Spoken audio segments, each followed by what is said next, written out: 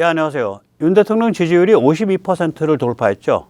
그리고 헌재에서 이 배보현 변호사가 이 중국인 90명을 체포해서 오키나와로 보내서 미군에서 조사를 받고 자백을 했다는 보도가 있다. 이런 발언했어요. 이게 뭐가 있으니까 이런 발언했을 가능성이 높죠. 만약에 그냥 보도만 보고 이런 발언을 헌재에서 했다 그러면 좀 배 변호사가 많이 경솔한 거고요. 뭐가 있으니까 이런 발언을 했다고 보입니다. 오늘 그 같은 이야기를 좀 짚어보도록 하겠습니다.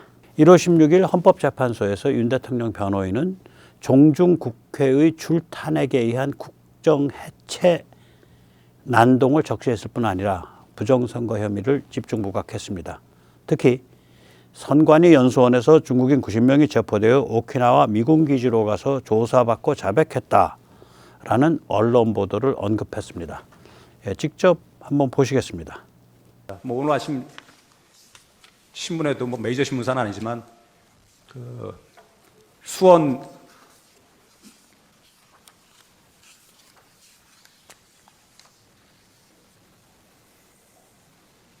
연수원에 있던 중국인들 90명이 그 미국 오키나와 미군 부대 시설 내에 가서 조사를 받았고 부정선거에 대해서 다 자백을 했다는 그런 뉴스가 나왔습니다. 뭐 그게 팩트이든 아니든 그런 정도의 의혹이 발생하고 있고 어차피 미국에서 그걸 갖다 조사했다면 이제 발표를 하겠죠. 예, 뭐 아니면 말고식의 그런 언급이었다면 좀 배 변호사가 좀 경망한 거고요. 저는 그럴 가능성은 낮다고 봅니다. 이게 실제로 뭔가가 그 실체적 진실력이 있다, 확실하게 있는 것 같다. 저는 그렇게 보여요. 그 다음에 이제 이번 그 계엄에 있어서 부정선거 의혹이 이게 그 핵심적인 이유다. 이 무소불위 선관위에서 부정선거 의혹을 밝히려고 국회 이런 거보다 훨씬 많은 병력이 선관위 쪽에 투입됐다. 예, 그런 이야기를 합니다. 한번 직접 들어보시죠. 사실은 이 비상계엄을 유지하려면 국회에다가 뭐 1000명, 5000명 넣었어야 되겠죠. 270명 집어넣습니다. 그것도 총탄도 없는 군인. 질서 유지하라고. 반대로 선관위에 300명을 보냈습니다. 이건 무소불위 선관위의 전산 시스템을 철저히 검수 시도해서 민주주의의 근간을 세우기 위한 어쩔 수 없는 선택이었습니다. 예, 좀 말이 어눌하긴 한데 아무튼 그 기본적으로 이게 부정선거 의혹을 밝히기 위한 거였고 선관위 쪽은 300명이 갔는데 국회 쪽은 오히려 그거보다 작은 270명. 뭐 선관위든 어디든 또 실탄도 안 가져가고. 뭐 이런 그 평화스러운 소프트한 계엄인데 이게 무슨 뭐 대통령 권한 안에 있는 행위지 이게 무슨 국가를 뭐 헌법을 깨고 내란을 일으키고 이런 거 아니다. 결국 그 얘기가 되는 거죠. 네, 여기서 잠시 세뇌탈출 자유구동의 부탁 말씀 올리고 시작하겠습니다. 아시다시피 세뇌탈출은 광고가 잘 붙지 않습니다. 붙더라도 천천히 붙는 경향이 있습니다. 도와주시면 보다 좋은 컨텐츠로 찾아뵙는데 커다란 힘이 되겠습니다. 감사합니다. 예, 세이브 코리아 기도회 안내 말씀 좀 드립니다. 11일 날, 토요일 날 오후 2시에서 4시까지 여의도입니다. 좀 컬러가 다를 수 있죠. 기독교 베이스가 워낙 크니까. 그래서 저는 이렇게 다양한 방식으로 시도하는 것이 괜찮다고 생각을 합니다. 뭐 광화문은 잘 확립돼 있고 잘 알려져 있으니까. 그리고 이제 세이브 코리아는 특징적인 게 내일부터는 뭐 규모가 작던 크던 간에 전국 7개 지역에서 동시다발로 하는 그런 스타일로 진행을 합니다. 자, 이쯤 되면 이제 조선일보 역시 바짝 쫄 수밖에 없죠. 예, 지지율도 높게 나오고 이러니까. 그래서 느닷없이 이게 아마 미리 해놨을 가능성이 높아요. 느닷없이 이제 미 하원 의원, 영킴 의원의 에 관한 인터뷰 기사를 실었어요. 네, 아주 대대적으로 실었습니다. 핵심이 뭐냐? 이게 조선일보에서 뽑은 건데 탄핵 세력 북에 유호하고 중엔 순응한다. 한반도 큰 재앙 부를 것. 예, 이 탄핵 세력의 핵심이 조중동이네요. 특히 조선일보네요. 예, 조선일보는 북에 유호하고 중엔 순응한다고 저는 봅니다. 북의 유화가 아닌 것 같이 보이는데 실제로는 북에 유리한 것, 중국에 유리한 것만 골라서 하고 있다고 생각을 합니다. 아주 교활하죠. 예. 이게 지금이 벌써 1월 17일 아니에요? 근데 저는 1월 7일 날 이미 세뇌 탈출 3,475탄에서 3분 20초에서 6분 15초까지 영킴 의원이 미국의 유명 정치평론 매체 더 힐에 기고한 글을 전해드린 바 있습니다. 예. 이번 조선일보의 영킴 인터뷰는 이 기고문과 관련한 뒷북치기에 지나지 않죠. 예. 예. 조선일보와의 인터뷰에서 영킴 의원은 다음과 같이 밝혔습니다. 윤석열 대통령의 탄핵을 주도한 세력은 북한에 대한 유화책, 중국에 대한 순응을 선호해 한반도와 인도태평양 지역에 큰 재앙을 초래할 것이다. 제대로 하는 얘기죠. 또 윤 대통령이 한국의 적대 세력을 적대시했다고, 즉 북중러를 적대시했다고 이를 탄핵 사유로 삼은 것은 분명한 잘못이다. 북중러의 불순한 동맹은 자유롭고 개방적인 인도태평양, 나아가 전 세계 민주주의를 위협한다. 윤 대통령의 리더십 아래 한국은 미국의 더 강력한 전략적 파트너가 됐다. 맞는 얘기죠. 예, 이거 제가 한두 번 인용했지만 다시 한번 인용하면 잘 아시다시피 제1차 탄핵소추안은 윤 대통령이 북한, 중국, 러시아를 적대시함으로써 국가 안보를 해체하고 국민 안전을 위험에 빠뜨렸다라는 취지로 써갈겨 놓았었죠. 네, 여기 보면 북중러를 적대시하고 동북아에서 고립을 자초하고 전쟁 위기를 촉발시켜 국가 안보와 국민 보호 의무를 내팽개쳐 왔다. 이렇게 써갈겨 놨습니다. 탄핵소추안에서. 중국 간첩스러운, 너무나 중국 간첩스러운 그런 문구죠. 또 그 인터뷰 기자가 좀 바보스러운 질문을 했어요. 계엄은 잘못된 거 아닙니까? 계엄이 잘못된 것 같으면 헌법에 왜 계엄권을 규정해 놨어요? 계엄이 잘못됐다. 이런 터무니없는 질문을 한 거예요. 영킴은 이렇게 답합니다. 계엄령이 헌법에 비춰봤을 때 정당했는지 안 정당했는지 여부는 법학자들이 논의할 문제죠. 저는 한국 국민의 민주주의에 대한 헌신을 믿으며 이 상황을 견디고 극복하리라고 확신합니다. 예, 정확히 말씀드리면 탄핵 및 내란 올가미의 양대 주도 세력은 조중동 매스미디어와 종중국회입니다. 공수처라든지 국수본이라든지 일부 판사 또 다수 헌법재판관 여기는 다 시다발입니다. 종중하수인이거나 정치투기 사냥개들에 지나지 않습니다. 조중동을 포함한 매스미디어와 종중국회야말로 탄핵 및 내란 올가미의 양대 주도 세력입니다. 공수처, 국수본, 일부 판사, 다수 헌법재판관 등은 종중하수인 혹은 정치투기 사냥개, 시다바리에 지나지 않습니다. 매스미디어와 내란 국회는 조직이며 기관이며 거악입니다. 공수처, 국수본, 일부 판사, 다수 헌법재판관은 궁극적으로는 도라이 개인 혹은 포섭된 개인일 뿐입니다. 그래서 우리가 주적을 조중동 등 매스미디어와 내란 국회로 삼아야 됩니다. 여기에 대해서 우리가 뭘 할 수 있냐, 뭘 하고 있냐를 좀 봐야죠. 오늘 아침 이제 고성국 TV는 한국여론평판연구소에 의뢰해서 이루어진 윤 대통령 지지율 조사를 발표했습니다. 공수처 체포영장 난동이 벌어진 15일과 그 다음 날인 16일에 조사됐습니다. 이 조사일을 우리가 주목해야 돼요. 15일, 16일. 그러니까 여러 조사 중에 최근입니다. 이게 가장 최근 조사예요. 52%입니다. 무려. 눈덩이 효과가 본격화되고 있습니다. 예. 이는 부정선거에 관한 확실한 증거가 제시되기 전이죠. 아직 부정선거에 대한 확실한 증거는 제시가 아직 안 됐어요.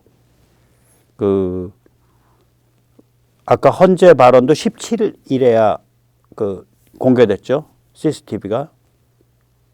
예, 16, 17. 예, 그렇죠. 그러니까 아직 제대로 이 부정선거에 대한 거는 아직 제시가 안 된 상태예요.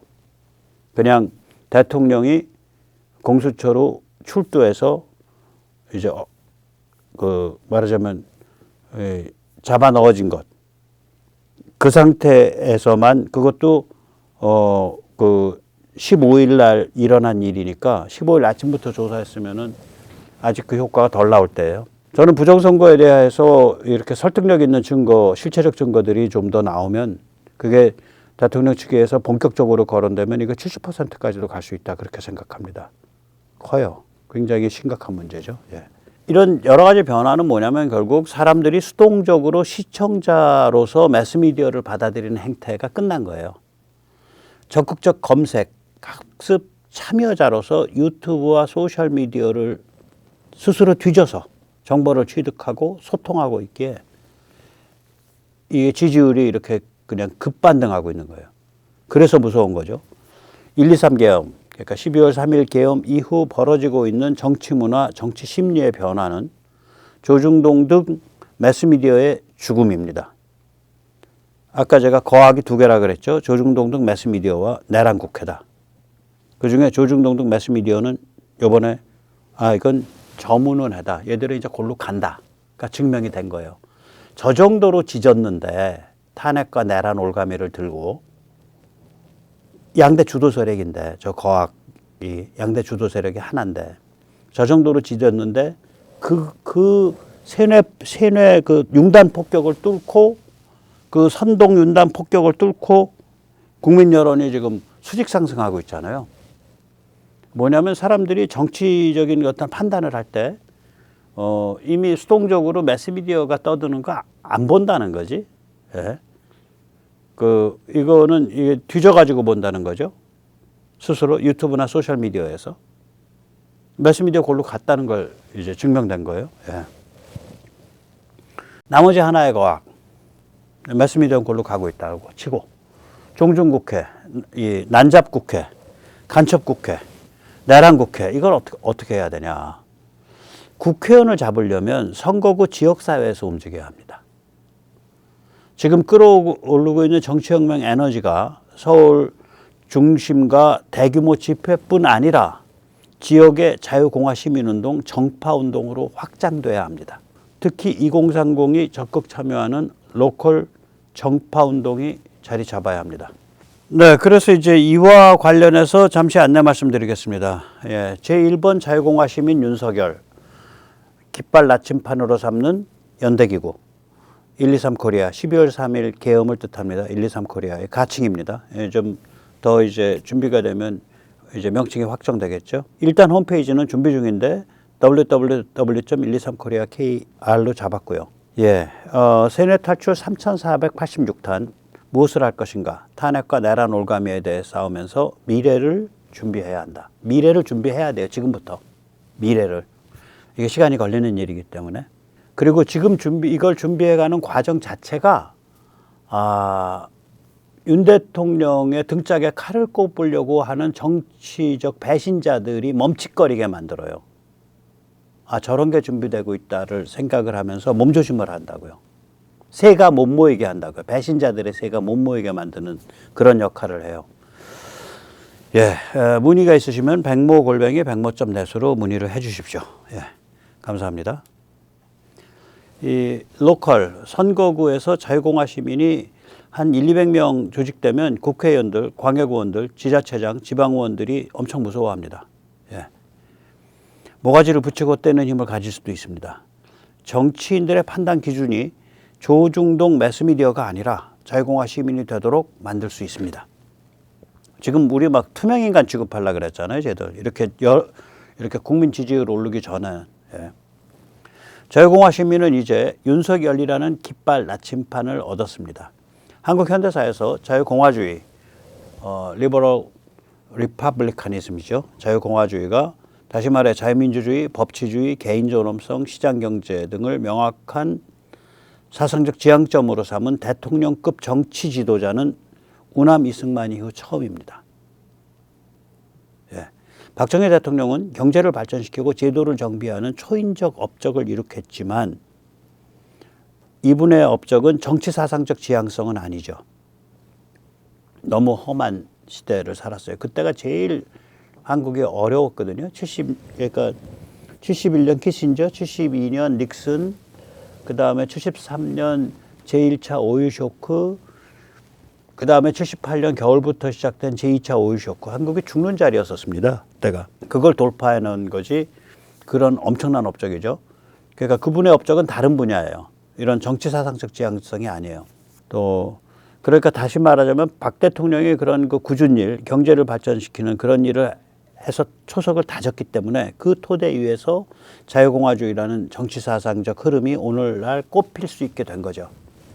그러니까 그분을 폄하하는 얘기가 아니라 그분이 하신 업적은 다른 분야다라는 얘기예요. 네. 또 우남 이승만 대통령은 그 자유공화주의를 섬기는 나라를 만들고 6.25 남침을 물리치고 한미 동맹을 이끌어냈지만 당시 우리나라가 너무 비루하고 어려운 처지에 있었기에 이분의 말씀이 이렇게 그 전달되기가 참 어려운 상황이에요. 그 하나의 비전, 하나의 지향이죠. 그러니까 이제 그 예를 들어서 그분은 모국어로는 개인주의, 전체주의 이런 말을 하신 적이 없어요. 모국어로는. 근데 영어에서는 그 말을 써요. 영어 책에서 그분이 쓴 그 세계적 베스트셀러, 영미권 영어권 베스트셀러 Japan Inside Out, 1941년 여름에 나온 책. 거기는 전부 개인주의, 전체주의 이런 용어예요, 전부. 근데 그런 말을 한 번도 모국어로는 하신 적이 없다고요. 그러니까 이 청중이 없었던 거예요. 그러니까 청중이 없는 상태에서 큰 방향성의 물꼬를 튼 거죠. 자유공화국을 향해서. 예. 참 외롭게 사신 분이죠. 그런 그분이 큰 방향성의 물꼬를 텄고 박정희 대통령이 물질적 토대를 닦았고 물질적 제도적 토대를 닦았고 그리고 나서 지금 윤석열 대통령이 그걸 이제 이런 정치 사상적 지향성을 정확하게 깃발을 든 나침반을 제공하는 그런 인물이 된 거예요, 이게. 그래서 제가 감히 건방지게 제1번 자유공화 시민 윤석열이라고 이제 카피를 뽑아본 거죠. 게다가 자유공화주의라는 지향성조차 우리가 그런 지향성 갖고 있지만 미국의 글로벌 군사지정학 구도와 반드시 일치하는 것은 아니었죠. 왜 그러냐면 제가 거듭 말씀드리지만 한국의 자유공화주의는 본원적으로 반공이며 반중이며 반전체주의예요. 전투적이에요. 그러니까 미국은 한반도에서 평화를 위해서 현상 유지를 해야 되고 또 긴장 수위를 낮춰야 되고 중국이랑 잘 지내야 되고 뭐 이런 그런 다른 고려 사항이 있거든요. 글로벌 차원의 고려 사항이 있단 말이에요. 그러니까 한국의 잠재적으로 굉장히 전투적일 수 있는 자유공화주의에 대해서 미국이 부담스러워했죠. 부담스러워했습니다. 그 변곡점이 언제냐? 이게 1951년 1월이죠. 1월 메가더가 1월부터 두들겨 맞았거든요. 그래서 4월인가에 해임되죠. 그러니까 1951년 이른 봄 더글라스 메가더 해임이 변곡점이었습니다. 그러니까 10월 1일 날 1950년 10월 1일 날 북진 통일로 해서 38선 돌파하잖아요. 예. 그러니까 그건 이미 그때는 이제 자유공화주의를 지향하는 전투성이라고. 그런데 중국이 개입하고 중공이 개입하고 밀려 내려와서 그것에 대해서 메가더가 전면적으로 반격해서 다시 북진 통일해야 된다. 이런 입장 취하니까 메가더 잘려버린 거거든요. 그 이후로 이 한국인에게 잠재되어 있는 이 전투적인 자유공화주의랑 미국은 손뼉이 제대로 맞은 적이 없어요. 그 이후로는. 1951년 1월부터는 손뼉이 제대로 맞은 적이 없어요. 그러니까 그게 몇 년 동안 안 맞은 거야. 아유, 참 74년 동안 안 맞은 거죠. 74년 동안. 예. 이 손뼉이 안 맞으니까 1954년 7월 우남 이승만 대통령이 미의회 합동연설을 하거든요. 국빈 방문해서. 여기서 완전히 미국 어깃장 놓는 얘기를 그냥 해버려요. 여기서. 예. 미국은 해군과 공군만 지원하십시오. 대한민국과 중화민국의 육군이 모택동 체제를 무너뜨리겠습니다. 그러니까 알지. 우남 이승만 대통령 안단 말이에요. 미국이 그런 일 하지 않을 거라는 걸 알면서도 야, 우리 이 정도로 전투적이야. 그러니까 우리 얕보지 마. 하고서 그냥 세계에서 가장 가난한 나라, 세계에서 가장 피폐해진 나라의 대통령이 저런 의회 연설을 한 거예요. 참 대단하죠. 예. 그 기계가. 자, 그래서 그러니까 우남 이승만 대통령 때는 국민들은 그 말을 잘 못 알아듣고, 개인주의, 전체주의, 공화주의. 그러니까 예를 들어서 우리 어렸을 때 간첩당 묘사되면, 간첩이 와서 이제 포섭할 때, 마지막 단계 들어가면 나는 공화국에서 왔수다. 그러니까 우리 어렸을 때만 해도 공화국이라 그러면 공산당 국가만 생각했어요. 근데 나중에 보니까 아니야. 미국이 공화국의 원조예요. 제대로 된 공화국의. 프리 리퍼블릭 자유공화국의 원조야. 미국이. 그러니까 이게 공산당 공화국 만들어지기 전에 훨씬 전부터 100여 년 전부터 100몇십 년 전부터 미국의 원조예요. 그게 한 150년 전부터. 그러니까 그런데 그런 말을 국민들한테 전달이 안 된단 말이에요. 우남이승만 대통령이. 그러나 그 자유공화국으로서 그 방향성은 그때 세우고 물꼬를 터나가는 그 리더 역할을 했다고. 국민들은 아직 그 말 잘 못 알아듣고 본능적으로 움직이고 본원적으로는 반공이고 반중이고 반전체주의인데 또 그쪽으로 가고자 해도 현실화시키려고 그래도 뭐 세계에서 가장 가난하고 아주 처절하게 피폐해진 파괴된 나라잖아요. 그러니까 국격이 그게 안 되는 거지 또. 근데 지금은 다르잖아. 지금은 우리가 국격도 갖추고 있고 우리의 그런 본능과 본원적 본질을 살려낼 수 있는데 자유공화주의에 대한 지향성을 미국과 이제 한만 맞으면 돼. 왜냐면 이게 잠재적으로 굉장히 전투적일 수 있으니까. 그래서 미국이 지금 급속하게 강화되고 있는 성숙하고 있는 한국의 자유공화 진영을 여전히 부담스럽게 느낄 것이냐. 저는 아니라고 봐요. 가장 믿음직한 파트너로 여길 거라고 봅니다. 그래서 윤 대통령의 이 가장 큰 업적 중에 하나는 이 한국에서 자유공화 진영이 확립되는 경우 이게 뭐 지금 왼쪽 애들이 얘기하듯이 민주당 나부랭이들이 탄핵소추에서 얘기하듯이 이게 무슨 전쟁 위협을 높인다든지 미국과 상관없이 무슨 뭐 동북아에서 큰 사고를 친다든지 이런 일 없어. 오히려 삼성전자가 더 삼성전자스럽게 되고 더 경제가 발전하고 원자력 뭐 K무기에서 세계 인류에 이바지하는 한편 중국을 포위 압박하는 막강한 그런 그 파트너가 된다. 이거를 증명한 거예요. 윤 대통령이. 처음으로 그 물꼬를 튼 거야.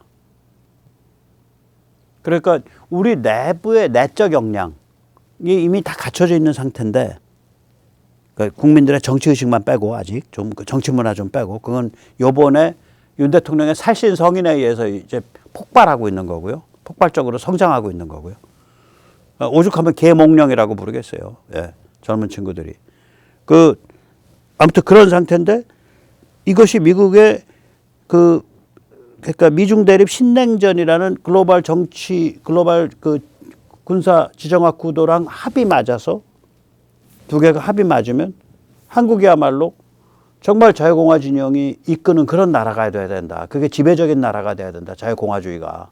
그걸 윤 대통령이 미국과 우방에게 증명한 거예요. 이거 증명이 굉장히 중요한 사건입니다. 이게 증명이 돼야 미국을 포함한 다른 우방 선진국들이 한국을 뒷다리 잡는 일이 없어져요. 저는 솔직히 말하면 제가 한강을 노벨상을 이렇게 지정한 거 일종의 뒷다리 잡기거든. 유럽 좌파들이 한국 뒷다리 잡는 거예요. 야, 너희 나라 역사도 부끄럽고 수치스러운 거 많아. 우리야 무슨 세계를 지배했으니까 당연히 식민 지배에서 부끄럽고 수치스럽지. 우리 수치스러운 역사가 있는데 너희도 참 수치스럽네. 이 소리 아니야. 기분 나쁘거든요, 사실. 그 죄책감에 찌들은 유럽 해체주의 좌빨들이 한국인에게 역사에 대한 수치감을 강요한 사건이라고 봅니다. 한강 작가님 죄송합니다. 한강 작가를 선정한 게. 예. 이제 그렇게 뒷다리 잡는 것들이 이제 없어져야죠. 뒷다리 잡는 것들 남긴 하지만 별 볼 일 없는 지방 방송으로 그냥 해치고 나갈 수 있는 그러한 그 전략적 틀이 이번에 이제 만들어지고 있는 거예요. 윤 대통령이 몸을 던짐으로써. 예, 오늘 여기까지 모시겠습니다. 감사합니다.